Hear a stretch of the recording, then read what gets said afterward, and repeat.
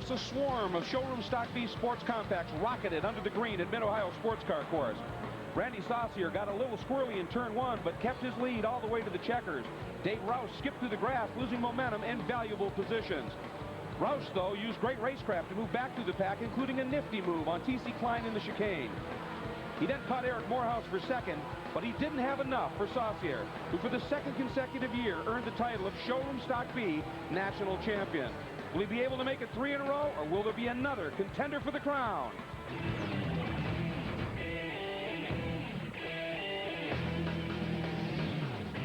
Showroom Stock B is always one of the most hotly contested classes at the Runoffs, and this year promises to be no different. We have gathered here a triumvirate of title contenders. David Roush won Showroom C last year, but at Showroom B, 3 times he's been bridesmaid. This year he wants to step to the top of the cake. Hoping to stop him, though, is Toby Grahovic. Toby's the Central Division champ with 5 wins, including a win in the prestigious June Sprints. Or how about our Southern Pacific Division champ, Eric Morehouse? He also has 5 wins, and if speed counts for anything, his 99 qualifying record here still stands. Now, as we said, this class is not only intense, it is a deep field. For more on that, let's check in with David Hobbs. Greg, Showroom Stock B is always good value. John Phillips has got 4 wins this year, and he's the Southwest champion. But he's never managed to win a national championship here in spite of trying, well, I won't tell you how many times, but a lot. Jim Lighthouser in his BMW Z3 could be a beacon for BMW. He thinks the handling is really going to help him here on this very twisty, competitive Mid-Ohio racetrack, and he could well be right. But what you call, Greg, the king of showroom stock, David Doddery, 6 national championships in B and A, and every time he comes here in showroom stock B, he wins. He still holds the lap record from 1998. He's got 3 wins this year. He's going to be really tough in this race. One of the largest fields of athletes has showed up for the Olympics of Motorsport at Mid-Ohio Sports Car Course. This is it. It's all on the line. And it is now time to determine a national champion in the Showroom Stock B category. Hi, everybody, and welcome to the Mid-Ohio Sports Car Course in Lexington, Ohio for the SCCA Valvoline Runoffs. It's the 39th running of SCCA's national championships. And David Hobbs, one of the reasons they hold it here is this track makes you work. It certainly does make you work, and especially in Showroom Stock B. 2.4 miles, 15 turns, and you got 2 seconds covering the first 30 cars. And as you can see from that map, getting around each other around here is going to be incredibly difficult. Long, long back straight. All the overtaking goes on into turn 6 there, really. But it's a lot of undulation here, a lot of elevation change. It's a great track, but I'll tell you what, with 38 cars out there. It'll be interesting. Now, this is a Showroom Stock. This is the B class. These cars, exactly as they look, showroom stock cars. They don't make a lot of noise. There's no modifications except they've got a roll cage in there. Obviously, you can put a proper seat in there for the driver, but just safety equipment. That's it. Let's bring you the Valvoline starting grid. As David said, it is a big field, and David Roush on pole. He and the David Doddery, those two, we can expect a war, but Eric Morehouse so fast, Simonson, Grahovic. I mean, this field is not only a big field in terms of number, it is incredibly deep in terms of talent. And you look a little bit further back in the pack, I mean, running in the 30th qualifying spot was the champion in the Northern Pacific Division with 3 wins. That is Lynn Griffiths. So no matter where you look in this field, you have class champions, you have divisional champions, and you have great racing. And this place always puts on a tremendous show. Let's head down to the grid and John Bizignano. Well, one time, guys, a Formula car driver told me that showroom stock stands for sissy drivers. There's nothing sissy about it. He had never driven a showroom stock car. These guys are out there at 110%, no racing brakes, no racing tires, no racing aerodynamics. They are going as fast or faster than this car has ever been designed to go. For me, S stands for super smooth. Let's go down to my pit partner, Brian Till. Well, John, you know, the last year's champion, Randy Saucier, did not return this year, so the championship should be wide open. This man, David Doddery, I said, you've won 5 of these in SSB, David. It should be yours this year, right? He pointed to the car in front of him of Dave Roush and said, I got to get past this man. Hold on, guys. This should be a great one. Greg? Thanks, Brian. We want to take you now to our onboard camera, and it should be a good show coming from the number 46 of Phil Croyle. And Phil qualified in the 8th spot. He's very quick as well. Do not count him out. He is the winner of the Southeastern Divisional Championship. Check this out. A perfect season. 7 wins. So Phil Croyle is going to be a man on the move in the early going. But boy, is it a stout group that he's going to have to work through here to earn himself a championship in Showroom Stock B. This is brought to you by Valvoline. You can always tell the guys who use Valvoline. Field making their way around, going to head through the chicane, around the keyhole, and then pick up the green. And up front, David Roush is on pole, and John Bizignano, that's where you need to be if you want to win a championship in Showroom B. That's where you want to be. He summed it up yesterday. He said, every lap in SSB is like a qualifier lap. If you don't get it perfect, you're going to be going backwards. And there's a numbers game in Showroom B as well. There's 1 Toyota, 1 Chevy, 2 Hondas, 4 BMWs, and 4 Acuras. But every year, there's one car that everybody thinks is the hot ticket, 26 Mazda Miatas in this class as well. So obviously, that's what everybody feels is the favorite. The top 4 qualifiers are Mazdas at that. Then there's an Acura. Then the next 4 qualifiers are Mazdas. And look at the lineup here, and absolutely perfect. And of course, as John Bizignano said before this race starting, momentum in this race is absolutely vital. If you just lift off the wrong spot at the wrong time, you'll just get swamped and you'll never get it back. We're underway, and this is interesting. David Daugherty is one of the best drivers I have ever seen through the S's here that they're coming into on the outside of Roush, and you can make that move if you get far enough alongside. He didn't do it. He did not do it. Roush is able to hang on. Look at the field, 38 strong, streaming through Morehouse in third, very loose at the top of the S's. On board now with Coyle as he's trying to work his way up. Just to his left is Joe McClugan. And he's not going to be able to get the pass made on McClugan. But look at McClugan trying to squeeze between Grahovic. Oh, and again, Croyle very loose.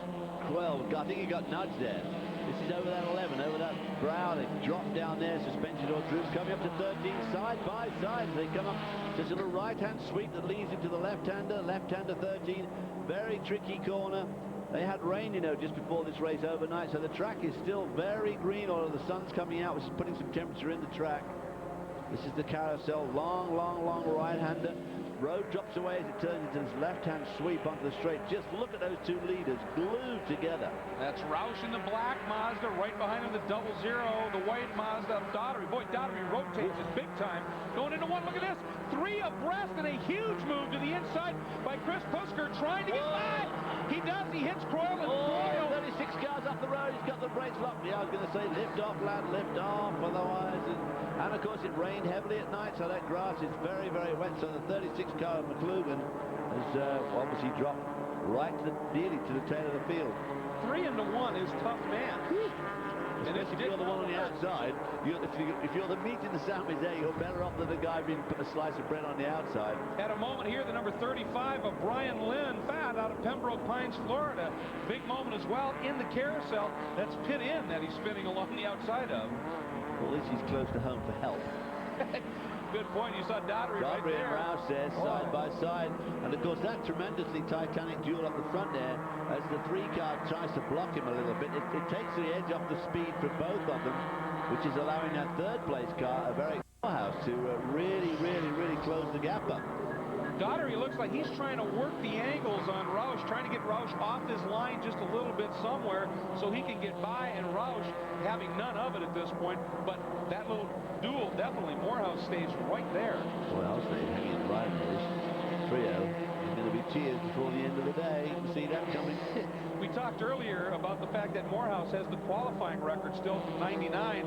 Daugherty has the track record in the race lap record, set that 98. Not driving one of these Miatas at that point, however, and this is going to be very interesting. And right there, the 2 of them, they get out of the carousel just a little bit quicker than Morehouse at this point. Now, sitting in the 4 spot is the first non-Miata. That's Toby Grahovic, champion in Central Division, 5 wins, including the sprints, and he's driving an Acura Integra and having a very strong run. By the way, they have a triple crown in SCCA.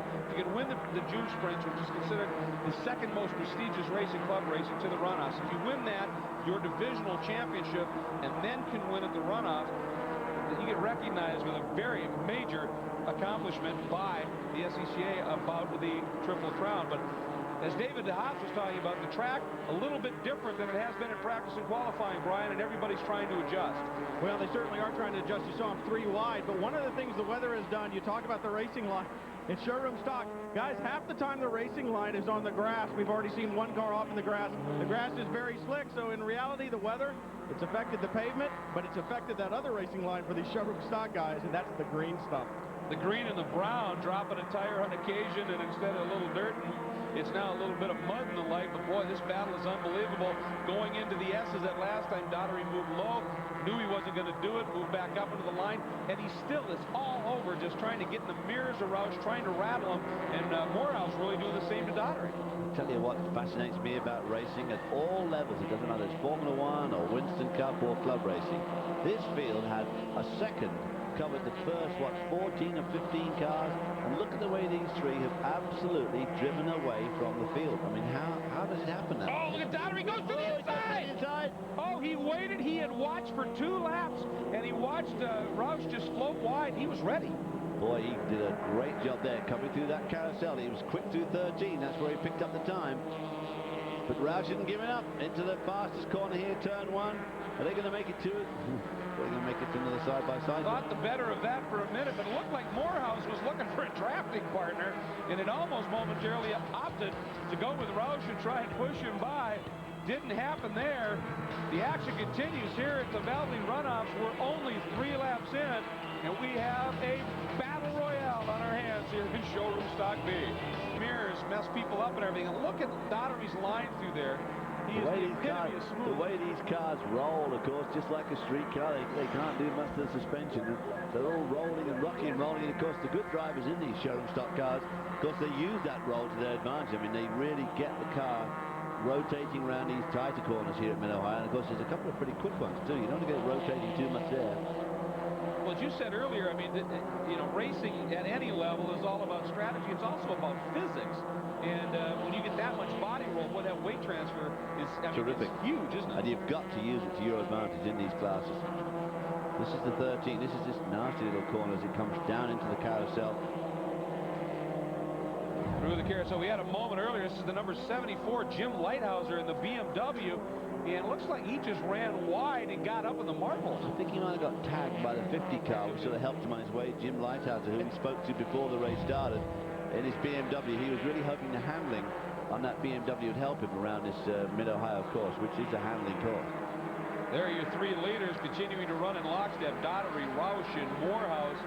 You can see they've opened up that margin now. It's about 4 seconds back to the battle for 4th behind these 3 leaders. And I mean, they're drafting, they're working very well. And when they do make a pass, they're not taking a lot of speed off of each other. Right behind Grahovic now is Ken Simonson. That's the red Mazda right there.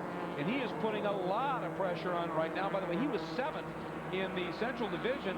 Didn't have a win, but 5 podiums. And he has always been in the hunt, and I think he's getting a little tired to see the back of Grahovic, who's the Central Division champion. They've run that way a lot of times. A lot of times this year. Quite a group behind them too, which will probably consolidate as this race develops to get some heat in the tires. This gap may close up between Grahovic right back to Phil Croyle in 9th. Coming over what they call madness, the top of the S's here. You drop down, boy, right there you can see where the number 66 of Simonson makes up a lot of time, and it's in the braking. These Mazdas are light, nimble, with great brakes. And, you know, closing in on them is Harry Manning. You can just catch him occasionally out of frame. Manning's right there is Manning. Manning started in the 9th spot. He has worked his way up to 6th. He was 2nd in Central Division with a couple of wins, but I think this is an amazing statistic.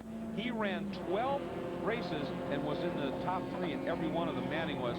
We're on board now with Croyle. And Croyle embroiled in a pretty good battle as well. That's John Phillips III, number 43, the white Mazda champion in the Southwestern Division. 4 times he's won this year. And again, no matter where you go back in this back, David, it's a battling. Croyle and Phillips changed places twice on that lap because we saw John Phillips go past Croyle, but on the previous lap, Croyle had been behind him anyway. So they must have changed places at least twice on that one lap. The number 43 car of Phillips and the Croyle car. And the car in front of Phillips right here, you can see him. It's the dark car just in front of the white machine of Phillips. That's Jim Clark Evan out of Appleton, Wisconsin. He started in 14th spot, David. He's fought his way up into 8th. And we've got another, there's a BMW that has attached itself to the back right now of our onboard, Phil Croyle, and that's the number 9 of Jack Tippins right behind our onboard car, and he's right in this battle. This is that long run down the straight here. There he is. There's Tippins. And we'll see here. He may be thinking about it. Oh, side by side again. At the top. Oh, they hit. Roush saves it. But when he got loose, he pushed Daugherty wide. Morehouse said thank you. But he took the nice opening.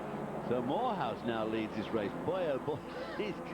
And I told you there'd be tears before this race is over. We've got a lot more action to come. Oh, yeah. We're a quarter of the way through it here. We've had numerous lead changes and immense action.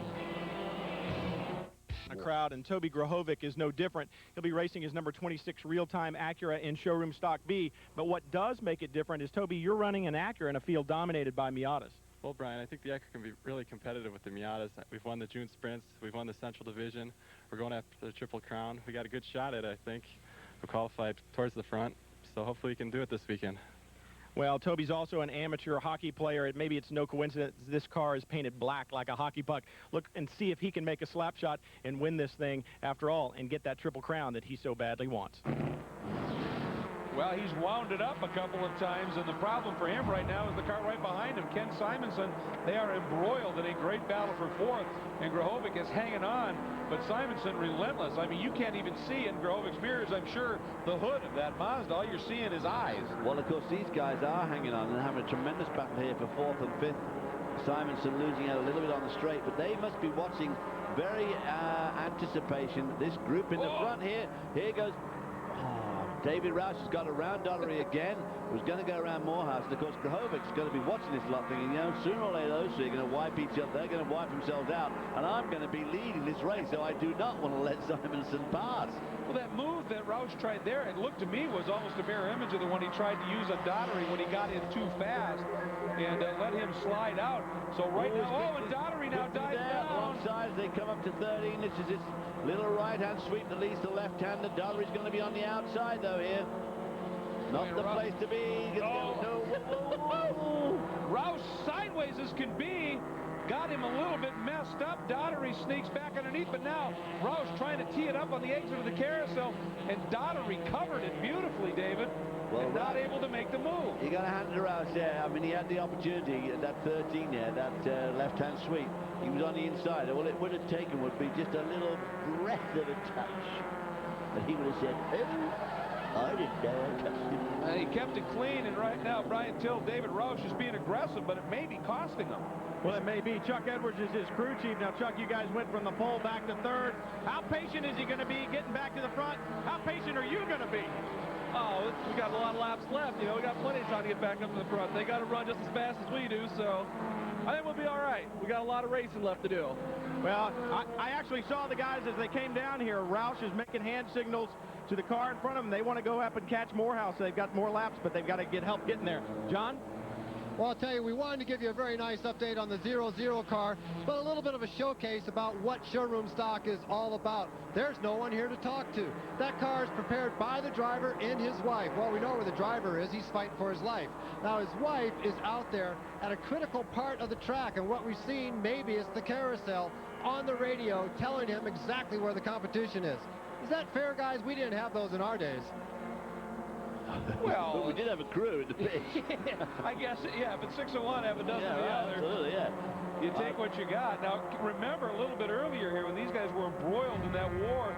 Look at some of the action here. Watch Roush. Sideways. Well, at that point there, he could have just so easily eased Daugherty in the 00 car there onto the grass, but he didn't. Instead of which he chose to go to this wide angle, the wide entry into the carousel, as you said, hoping to get a good shot off there. But but it didn't work. Now they're starting to open up just a little bit more. House, of course, is just thinking this is great with these two guys duking it out like that, because he's put some daylight between himself and them now. Well, Brian talked about Roush now working the hand signals, trying to get Daugherty. Let's not race, let's get back to the front. But Roush is the guy who's going to shut from both sides and let Morehouse through. And now he's asking for help from Daugherty. It looks like Daugherty's willing to comply. He just has put his head down, and they've actually taken about a half-second back now out of the lead of Morehouse. Here we go. This is a good one. This is Jack Tippins, that BMW M3, the blue car, and right behind him now is John Phillips. Now remember, a couple of laps back, Tippins was behind Phillips and Broyle, and he has got around both of them. But, I mean, attaching himself to the back of the BMW is that white Mazda Phillips. Really attaching himself to the back as they come onto the straight here through the keyhole. Such an important corner here. He needs to get tucked behind there so he can use the draft to come down to turn 6, which is where all the overtaking, or not a lot of the overtaking, goes on here at Mid-Ohio. He's just losing a little bit to the BMW down the straight there, seems. The BMW is just a little bit more engine, but it runs just a little bit more weight, so it's one of those balancing acts here. Speed on the straight, but maybe not quite as effective in the twisty bits. And Mid-Ohio is, after all, very much a handling track. But up front, Eric Morehouse has things figured. Ports for years, and so a lot of people find it strange that Guy Pavageau would bring what many consider big American iron into this class. Guy, a Camaro in showroom stock B. Why? It's a 6-cylinder, it's an experiment, and that's what makes racing fun. Well, that is what makes a lot of the SCCA racing fun, is experimenting, but the serious side for Guy is right here on the hood. I race for the Alzheimer's Disease Research Fund, and it's called Racing for Randy, and Randy was my dad who passed away of Alzheimer's, so it's been a good car to get attention for that. Well, and they certainly have gotten attention all around the country where he's run, even in papers as big as the Baltimore Sun. What a great story. He's running in 29th right now and embroiled in a pretty good battle back there, but racing is fun, but he's racing with a mission. That's very special. I'll tell you what, it's a tremendous mission to be racing for, too. It's a disease that we really need to spend a bit of time and money on trying to eradicate. This horrendous disease. And he needs a bit of a weight break, too, on that car, I believe. Oh, yeah, running that 6-cylinder, it's still fairly heavy, and you can see one of the, I think that's one of the Toyotas, is popping out to make the move. The number 10 right there, Stefan Fondakowski out of Nashua, New Hampshire. It looks like he's had a bit of a pop-up hood there. Yeah. The hood's been stove in on something. Maybe he got into the back of that big American iron and it fought back. Pavageau giving it a good run here, and as he said, it's an experiment. And now, look to the outside now. Who's number 10, but he's way out. Because to get the wheel on the grass, and boom! And then he slams across the inside there without looking at the helmet. Now he's got a great dent in the side of the car as well as the hood. This guy is not having a good day at all. That's the 13 of David Sanderlin, and as Sanderlin gets together, of course, that's going to open up the door right behind Sanderlin. The attack comes from James Tiley going after him. But look at Pavageau. Once he got clear of Fondakowski, now he makes a nice move down into the S's and picks up another spot. But here's what happened. He gets a little bit wide here, David. He's trying to go around the outside, gets too wide, gets on the marbles, loses traction, gets onto the grass where he's going to lose even more traction, then decides to slam right back across the track. Nails the 13 car there. And Sanderlin, I think, thought, well, I got a nice opening, I can pick up a spot, and then suddenly rocketing across the nose. There was no gap. It closed very quickly.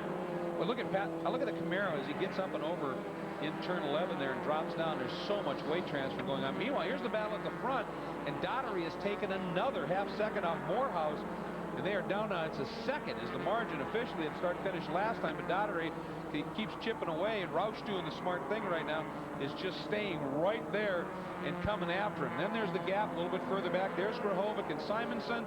And we go back just a little bit further. Look at this battle. Number 70, Chris Pusker. Around the outside goes Jim Clark Eben, number 68. Beautiful move around the outside, driving the black Honda Prelude. And boy, he did it, used speed, and then just drove around the outside. It was an extraordinary place to overtake, but it worked like a charm. And he's managed to hang on to the lead as they go through the S's. The Mazda closed up big time there as they go through that bottom corner. That's the right-hander, number 8. Tight corner. That was a pass for 7. So Jim Clark Eben really has been putting on a great drive from 14th to 7th now, and is showing that. Well, oh, maybe you can't. Is that Morehouse? Morehouse has spun. Now, did he do that on his own, or was he assisted? Morehouse, the leader, has gone around. And he had a good lead, too. I mean, he had a second last time we saw it, so don't know exactly what happened. That puts Daugherty up in front, and then Roush. And Morehouse is dropping back. He's lost a lot of time. And now he's got to get it going again, but we do have a look at it. Oh, all alone. Got his wheel up on that curb coming out 11. That's where the suspension, and I think he tagged the inside wall. He tagged the guardrail on the inside. So as he came around 11 there, he got the outside wheels up onto that concrete curb, and it was fatal for him. They spun the car around and tagged the ball on the inside. So that's lost him a huge amount of ground, which he'll never make up in the remaining 9 laps. Not at all. He's dropped back to 8th at this stage, right in front of John Phillips and Jack Tippins, that battle we've been watching and keeping an eye on. So Daugherty now finds himself out front. The question now becomes, can David Roush make the run? And Daugherty has actually opened it up at this stage over Roush. A big lead. These guys were absolutely glued together for the first 5 laps. I mean, literally glued together. Paint swapping all the time, but now Daugherty seems to have got a very big lead. We hop on board with Phil Croyle sitting in the 11th spot right now, just outside of this top 10, led at this point by David Daugherty. He is somewhat of a maverick in SSB, a class that has been absolutely dominated by the Mazda Miata. Stephen, why the Toyota? Well, we did a little bit of investigation in the off-season, and the car has the best power-to-weight ratio in the class, and I've driven Toyotas my whole life, so I figured instead of, 75% of the field Miata, we'd do the Celica. So where's the advantage? High horsepower tracks, definitely. Watkins Glen and Pocono is where we've done best all year. Well, he didn't mention Mid-Ohio. This is one driver who's praying for rain during his championship run. Well, he'd have been happier if this race would have happened about 3-4 hours ago.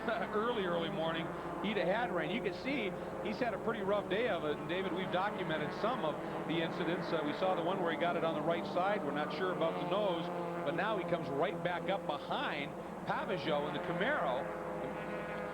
Pavageau in trouble. He's dropping back. Yeah, he's dropped back. This is coming to turn 11 where we just saw Morehouse have his incident. Now we jump up. This is the battle now for the bronze medal with the demise of Morehouse, and he's dropped back to 8th. Now Grahovic sits in 3rd, and that is the bronze medal, and Simonson right there behind him. And here's where you can see now, John Bizignano, I'll tell you what, when Grahovic gets on the straight, that car just pulls away. Well, actually, he's trying extremely hard, and they've been working on the engine, which they can't do very much with legally. They've been working on the engine, trying to get that straight line speed. Now, he is one of the gentlemen here in Mid-Ohio that can actually be a Triple Crown winner. That means that he won the June sprints. He's done that. He won his division, and if he wins here, the Valvoline Runoffs, that would make him a Triple Crown winner. Brian Till has another story just a little further down the pit lane. Well, when you work on one of these SCCA amateur racing teams, you fill several different positions. That's exactly what goes on Ken Simonson's team.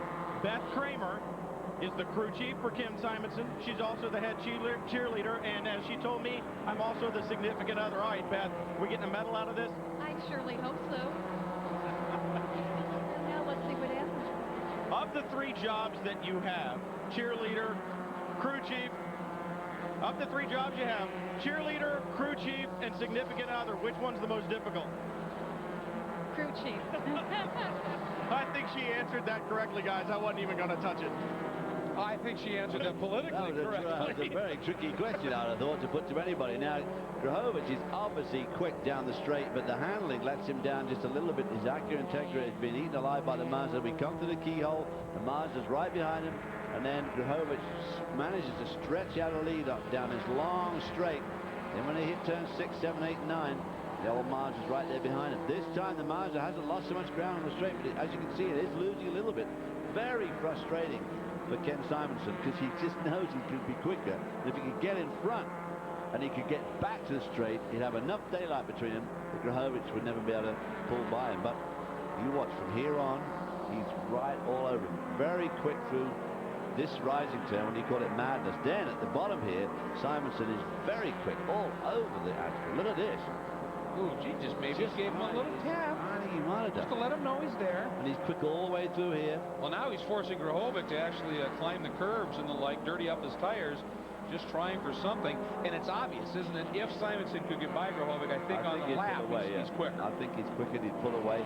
But he'd have to have enough daylight between himself and Grahovic as they come out of the keyhole that he could maintain the stay in front down the straight. Good battle here for the 13th spot. Number 55, Robert Davis, just hanging on over the number 4 of Kevin Grant.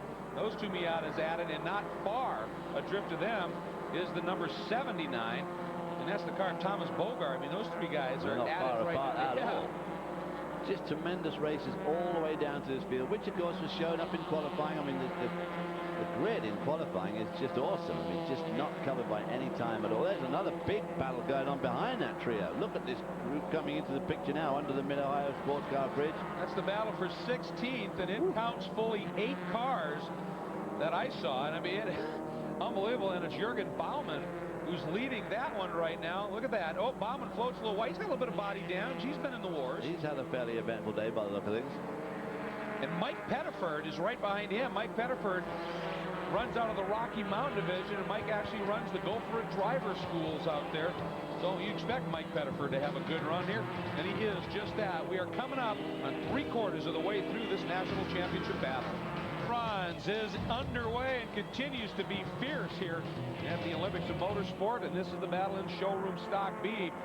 And Ken Simonson still looking at the back of Toby Grahovic's Acura, or the Honda there, but I'll tell you, he is so quick everywhere on that track except really the run. Where it matters, because that's the trouble. That's the only snag with Mid-Ohio, is that long straight, and the rest of the course is so handling, it really negates it. If you've just got a hair more speed down there, it's very frustrating for the guy that's trying to get past. But Simonson in the 66 car, right under his wing here as they go into the bridge, the fastest corner here, turn 1, very fast left-hand sweep. We've seen some excitement here today, those 3 cars going abreast, which unfortunately caught the one on Mount Bagley onto that wet grass. In fact, the Acura looking pretty good through there. That fast corner, Simonson not making much ground on him at all. But then when it comes to slow stuff, and they break into things like the chicane here, coming out of the chicane into the keyhole, he gets right up to him again. Obviously got very good mechanical grip right here. Look.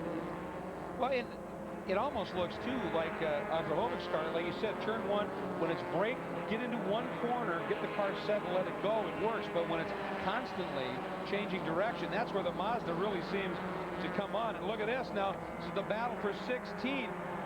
They're working through and around some traffic there. That's the number 2, who's well down the order at this point, of Walt Bauer. And unfortunately, Walt's struggling a little bit here today. And this pack, this huge group battling for 16th, is now coming up on traffic. You'd think this lot were battling for the lead the way they're battling. Jürgen Baumann there. And Pettiford right behind him, the yellow mod. Look at Pettiford swing out wide. He's trying to set up a run down that straight, go to the throttle a little early, isn't he? I think that's what he's trying to do, go in. But the problem with that keyhole is the shape of the road is wrong for that. It looks good on the map, but then when you're actually standing there on the road, the shape of the road is wrong. The cambers are all wrong, and it just doesn't work like it should do. In theory, it should work like a charm. In practice, it's difficult to make it work. So you're saying you got to really hug the apex all the way around? It seems like it's the quickest way around. It seems wrong, but it seems to work. Whoa, oh, here we go. Big move here. Boy, did he came from Dayton. Try and make that move to 0-3, and he just keeps it on track. David Nielsen. It was aggressive but effective. I wouldn't have given him a cat and X chance getting away with that. I thought he was going to just go whistling straight off the road. That moves him nuts. It worked. That was for 20th. And he got the spot. But I am sure that he surprised Jonathan Bullwell very, very intently there. I had no idea Boxwell did. Surprised me, I tell you that. He seemed to be just making no attempt to stop at all. But this is look at that tight battle there. We're right back to 21st. There's a look at the number 90 having a good run. That's Ken Payson out of Florida. But he actually runs out of the New England division. You can do that. You don't. You can choose your regions in SCCA. Payson, a long-time competitor. Can you choose where you vote as well if you live in Florida? You might like to. Here's that pack, and they've gone around the traffic at this stage for the most part. Look at this. Coming back after them. 2 of them then here. We're back side by side, but up front now, Daugherty has just absolutely, we referred to him earlier, David, as the king of this type of racing, and he is just so incredibly smooth, and that allows him to keep his momentum up. I mean, now he's drawn away. It's taken him 3, 4, 5 laps to do it, but he's added a second over Roush. It's 2 seconds now. Well, he's got 6 national championships to his credit already. 4 of which are in Showroom Stock B. Every time he does Showroom Stock B, he wins it. So he's obviously hoping to make it 5, which will give him 7 national championships. He's starting to get him near the front of the pile on national championships. Now, he admits he loves this track, but once again, let's take another look at the big move by David Nielsen, going for 20th. That's called diving to the apex, folks. Boy, did not say. Welcome back, and we are closing in on the finish of the Showroom Stock B National Championship race here at Mid-Ohio. There's the leader, David Daugherty. And next time by, he's going to have 2 laps to go. Daugherty has done everything right at this point after that early battle with Roush and Morehouse. When Morehouse made the mistake, Daugherty was in second, and he's just checked out. Well, he absolutely checked out. He's got nearly a 3-second lead now on David Roush, and he's got a 10-second lead on Grahovic, who looked at one stage to me, Toby and Simonson looked like they were going to pull up. That car's trailing a ton of fluid, David. Nasty fluid. Looks like they may have had a bit of a coming together. That is Richard Kreitz out of California. Good thing it happened to him right by pit end, but that could make a mess of that corner. Oh, he just gets loose. Oh, watch this. Boom! And that's Baumgarten again. Boy, Yeah. And he'd had it too. His radiator sprung. That was radiator to radiator, and there's Jürgen Baumann. He's the one who got into Kreitz, and both of them immediately. And that was not Bert. That was jolly unlucky for him there, because I mean he just came on the scene, Baumann, and there was the car spinning right in front of him, and he nailed it big time and bust the radiators, at least the radiators in both of them. Nothing he could do with it. We're looking at a battle for 25th here. The 0-1 is Jonathan Boxwell. But look at coming up hard astern right now is Laura Olson, and she is going after him big time, and they're not too far behind. This gentleman, number 17, is Hugh Nigan. So Boxwell is in a sandwich at this point. You can see why they call this section of track madness. I mean, it's up, it's down, it's twisty. You come through here, then there's another big rise, then it drops, and then into 11, that huge drop off. Right here, you see Boxwell closes up on Nigan. It's a great corner, that rising corner there, too. He used to be terrific in the old days. He didn't have much downforce and a lot of speed in the Formula 5000 to go through there with all 4 wheels off the ground. It was terrific. Here's now your battle for 9th, and it's still Jack Tippins in that blue BMW. It's this Jack Z3 Tippins qualified 9th, and he's run 9th. You've got to say it's consistent. Very consistent. John Phillips right behind him. And these two have pretty much been in this battle since the race started. At one point, Phillips was just in front of Tippins, and now he's just behind, but they have been just that close for most of the race. They were running with our camera car, Phil Croyle, for a little bit. Croyle has dropped off just a bit, and number 62 has taken up the chase. Tim Evans is running right with these guys at this point, trying to close in at this point. Speaking of our onboard, let's jump on board with Phil Croyle here. Sits back at 12. Let's just go for a little bit of a ride here. Such a great track. There's not much runoff area there. You can see on the left of this downhill. It's quite downhill, this straight. This is turn 6. Sharp right-hander. Big temptation to outbrake yourself when you're trying to outbrake people into that. You know, it looks, you approach it so fast, and it's actually a fairly slow corner. So if you're coming up at it really quick, it's difficult to get it wrong. Easy to get it wrong. This is that 8. And this little left-hander here, and up and over the brow. This is where you used to get all 4 wheels off the deck in the old Formula 5000. And 10, a lovely, this could be like a double apex sweeping right if you get it just right. But it's the exit of this corner that's most important. Puts the wheels up on the edge. We saw Morehouse do that earlier on, which of course was disastrous for him. I think he probably put the wheel just over the curb and got it hooked into the grass. Well, here's Daugherty, and he is on his final lap now as he exits the keyhole and makes that run down into the S's, down into Madness for the last time. He's got such an incredible record in this category. 5 Showroom B National Championships already. Didn't run here last year. Was concentrating for a few years on doing some pro stuff in similar machinery, showroom stock competition. Whoa. Oh, and is it just lockup? Smoke from somebody in front of him. Probably just lockup. But of course, you've got to watch out. You know, that last crash where those 2 guys ran into each other, bust some radiators. That spreads a lot of very slippery fluid on the track, all that antifreeze in there. I mean, it's nasty, sticky old stuff, that. But the other guys seem to have given up just somewhat. David Roush now 7th for 3.5 seconds back. Grahovic and Simonson 11 seconds back. Simonson, I'm sure, has not given up yet because he wants that third spot. The blanket still covers them. Roush, who runs second, he won Showroom Stock C, which is similar equipment, just a slightly less performance potential out of the cars is how they rate them. Boy, did he want to be able to add himself a gold medal in Showroom B this year. He qualified on pole, it looked good, but David Daugherty showed up, and that always skews the curve just a little bit, I think. And Daugherty now coming through the carousels, got some traffic in front of him, no worries. He's got a bit of a margin. He comes onto the straight, heads over to the pit wall in the crew, and wins Showroom Stock B National Championship number 6 in his career. You win one, you've done something. You win a couple, especially you win 6, you're God. Exactly, and of course that makes his total tally now 7. So great run by David Daugherty, and that was such a terrific race early on. Him and Roush were just locked together there. It was a great thing to watch. Look at Roush, pulls up alongside, gives him a thumbs up. Congratulations, but I'm after you next year, pal. When we come back, we'll be visiting with our gold medalist. Speed Channel's coverage of the SCCA Valvoline Runoffs is brought to you by Valvoline. You can always tell the guys who use Valvoline. The first half of the race was a war, but then the magic of David Daugherty shone through, and he's standing by in victory circle with John Bizignano. Well, the Magic Man is with me. 7 victories, 7 championships. Congratulations, David. Thank you very much. I'll tell you what, this Mazda on Hoosier tires was hooked up today. We got moved back to 3rd, but was patient, worked our way back to the front. Tell us about that pass for the lead.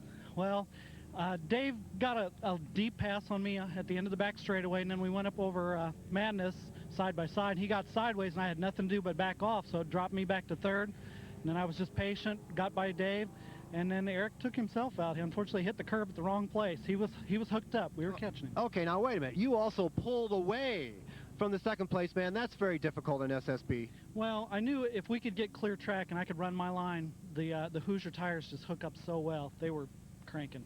Congratulations. Brian Till is with our 2nd place finisher.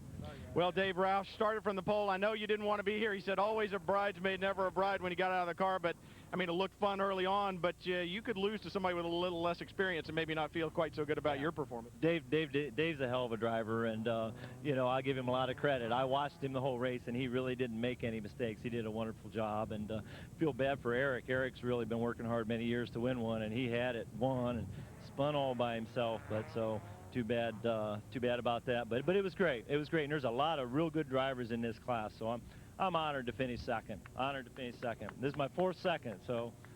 Well, he keeps knocking on the door. You're bound to open it sooner or later. Someday. It looked like a little bit in the end, once you guys got separated, it was just a matter of making sure that you had 2nd locked up?